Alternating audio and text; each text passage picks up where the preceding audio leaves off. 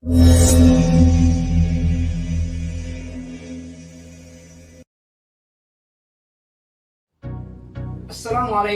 warahmatullahi wabarakatuh. Salam sejahtera untuk kita semua. Yang kami banggakan sahabat-sahabat para peserta Sekolah Pengawas Pemilu Ad Hoc di lingkungan Bawaslu Provinsi Daerah Istimewa Yogyakarta. Kali ini kita akan membahas tema seputar metode dan teknis pengawasan pemilihan. Sebelumnya, perkenalkan saya Arjuna Ihsan Siregar, Koordinator Divisi Hukum, Humas dan Hubal Bawaslu Kabupaten Sleman. Pengawasan pemilu atau pemilihan adalah tugas utama yang diberikan undang-undang kepada Bawaslu guna menjamin agar pemilu berlangsung secara luber dan jurdil dan terjaga integritas hasilnya. Terkait tugas-tugas pengawasan ini, setidaknya ada Undang-Undang 7 tahun 2017 tentang pemilihan umum dan Undang-Undang 10 tahun 2016 tentang pemilihan gubernur, bupati, dan wali kota yang turut mengatur seputar tugas dan wewenang jajaran pengawas pemilu mulai dari Bawaslu RI sampai dengan pengawas pemilu di tingkat TPS atau yang lebih dikenal dengan sebutan pengawas TPS atau PTPS. Sahabat-sahabat Panwaslu Kecamatan dan Panwaslu Desa yang kami banggakan, dalam melakukan pengawasan di lapangan, setidaknya ada 4 elemen kunci pengawasan yang harus kita perhatikan. Pertama, paradigma pengawasan, yaitu cara berpikir yang utuh, tidak parsial, memandang untaian proses yang terjadi sebagai satu kesatuan. Artinya, pemahaman atas proses dari penyelenggaraan pemilihan secara utuh menjadi prasyarat keberhasilan fungsi pengawasan. Elemen kunci kedua, fokus pengawasan. Pengawasan yang dilakukan haruslah difokuskan pada aspek-aspek krusial yang dapat mengganggu penyelenggaraan pemilu. Misal, fokus pada ketaatan penyelenggara pemilu, peserta pemilu, tim kampanye, pemerintah, masyarakat, pemilih, dan semua pihak terkait ketentuan peraturan perundang-undangan terkait pemilihan.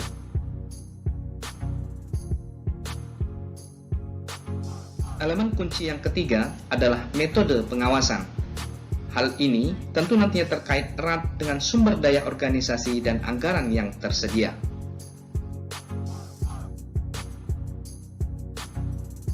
Elemen yang terakhir adalah pelaporan hasil pengawasan, mulai dari formulir model A, laporan periodik, dan lainnya, tak terkecuali publikasi hasil pengawasan. Sahabat peserta Sekolah Pengawas Pemilu Ad Hoc yang kami cintai, sudah merupakan kelaziman dalam setiap kali melakukan pengawasan, Bawaslu selalu mengedepankan strategi pencegahan dan penindakan.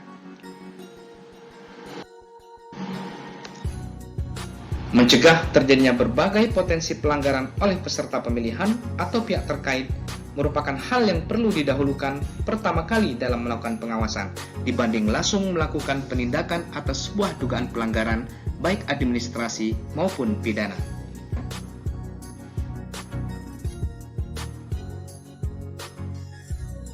Secara umum, pengawasan penyelenggaraan pemilu atau pemilihan itu meliputi penyusunan standar tata laksana pengawasan, pelaksanaan pengawasan tahapan, rekapitulasi dan analisis hasil pengawasan, terakhir publikasi penghasil pengawasan.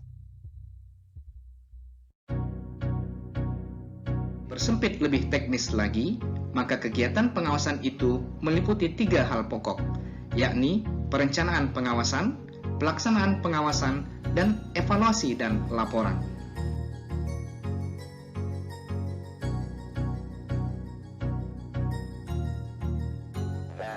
Pengawasan itu meliputi penyusunan kalender pengawasan, penyusunan alat kerja, dan identifikasi potensi kerawanan pelanggaran.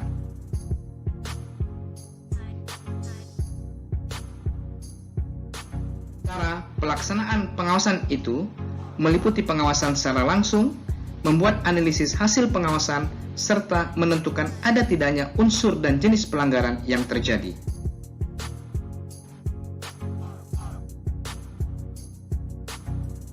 Pengawasan secara langsung itu sendiri dilakukan untuk memastikan seluruh tahapan pemilihan dilaksanakan sesuai ketentuan regulasi. Memastikan kelengkapan, kebenaran, keakuratan, serta keabsahan dokumen masing-masing tahapan, termasuk melakukan investigasi dugaan pelanggaran.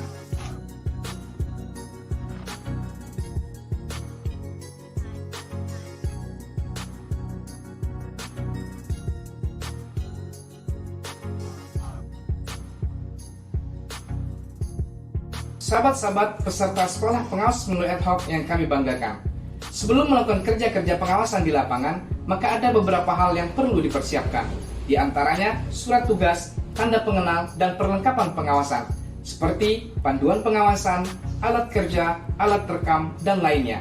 Jangan sampai ketika melakukan kerja-kerja pengawasan di lapangan, namun kita lupa membawa surat tugas atau tanda pengenal, dan sebagainya, yang berakibat pada tidak optimalnya kerja pengawasan yang dilakukan. Atau kita lupa membaca atau memahami alat kerja, sehingga hasil pengawasan yang dilakukan kurang fokus.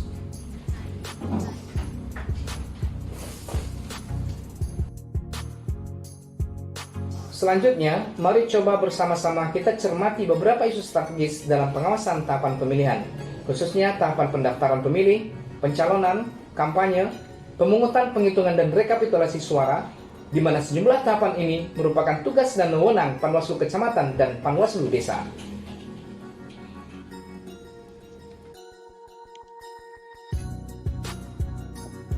Tahapan pendaftaran pemilih.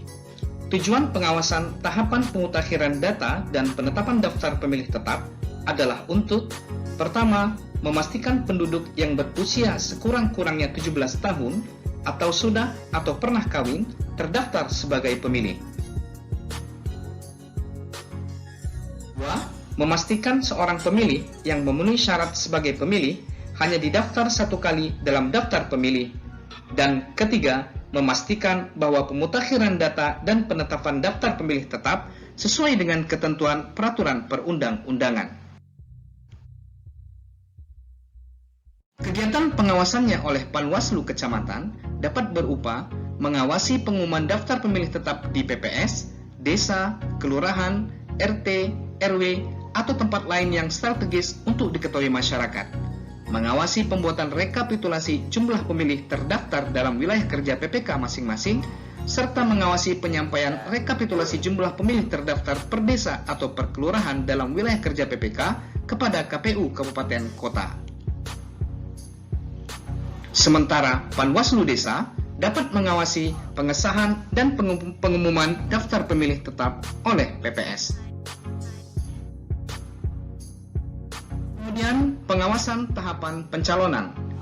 Fokus pengawasan tahapan pencalonan ini adalah adanya transparansi proses pencalonan, adanya perlakuan yang adil dan setara kepada semua pasangan calon, ketaatan terhadap prosedur, dan kelengkapan, kebenaran, dan keabsahan data. Kegiatan pengawasannya oleh Panwaslu Kecamatan dan Panwaslu Desa dapat berupa menelusuri kelengkapan, kebenaran, keakuratan, serta keabsahan data dan dokumen pencalonan melalui verifikasi administrasi dan verifikasi faktual, serta melakukan konfirmasi kepada para pihak terkait dalam hal adanya indikasi awal terjadinya pelanggaran. Selanjutnya, pengawasan tahapan kampanye. Fokus pengawasannya diarahkan pada penyusunan dan penetapan jadwal kampanye oleh KPU, apakah sudah mempertimbangkan prinsip keadilan di antara seluruh peserta pemilihan atau pasangan calon, kepatuhan peserta pemilihan dan tim kampanye terhadap jadwal kampanye, perlakuan yang adil bagi setiap pasangan calon dalam pemasangan alat peraga kampanye, kepatuhan peserta pemilihan terhadap materi kampanye, bentuk kampanye, dan aturan-aturan kampanye di media massa, kepatuhan peserta pemilihan terhadap ketentuan dana kampanye dan larangan berkampanye di masa tenang, kepatuhan terhadap ketentuan larangan politik uang, serta kepatuhan terhadap ketentuan larangan penggunaan fasilitas negara dan netralitas ASN, TNI, Polri.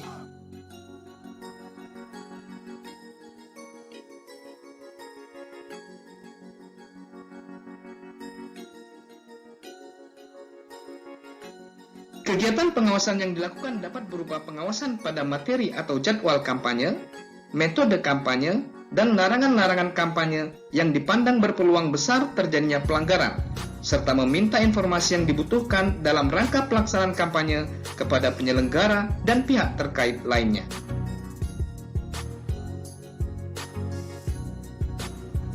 Pengawasan tahapan pemungutan, penghitungan, dan rekapitulasi suara.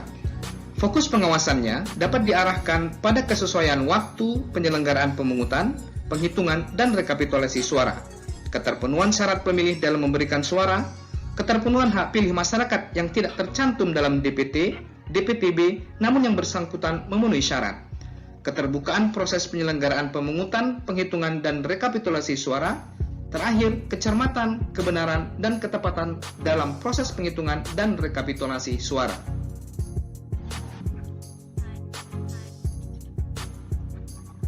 Adapun kegiatan pengawasan yang dapat dilakukan Panwaslu Kecamatan, yaitu mengkoordinasikan dan mensupervisi pengawasan pemungutan penghitungan suara untuk wilayah kecamatan, serta mengawasi rekapitulasi tingkat kecamatan.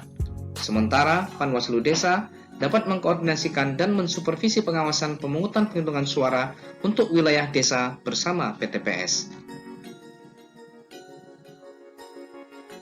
Sahabat-sahabat peserta sekolah pengawas pemilu ad hoc yang kami banggakan, dari serangkaian proses dan kerja-kerja pengawasan yang telah dilakukan nantinya, jangan lupa untuk menemukannya di dalam formulir hasil pengawasan atau yang lebih dikenal dengan sebutan formulir A atau Form A.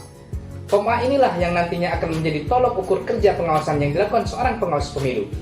Saat ini, Bawaslu RI juga telah mengembangkan Form A daring atau Form A online. Bagaimana tata cara penulisan hasil pengawasan atau penulisan Form A? Begitu juga dengan Form A online, nanti akan dijelaskan dalam sesi tersendiri oleh narasumber selanjutnya. Akhirnya, saya ucapkan terima kasih atas kesediaan sahabat-sahabat sekalian dalam mengikuti Sekolah Pengawas Pemilu ad hoc ini. Tetap semangat dalam mengawasi tahapan pemilihan 2020 mendatang. Bersama rakyat, awasi pemilu. Bersama Bawaslu, tegakkan keadilan pemilu. Wassalamualaikum warahmatullahi wabarakatuh.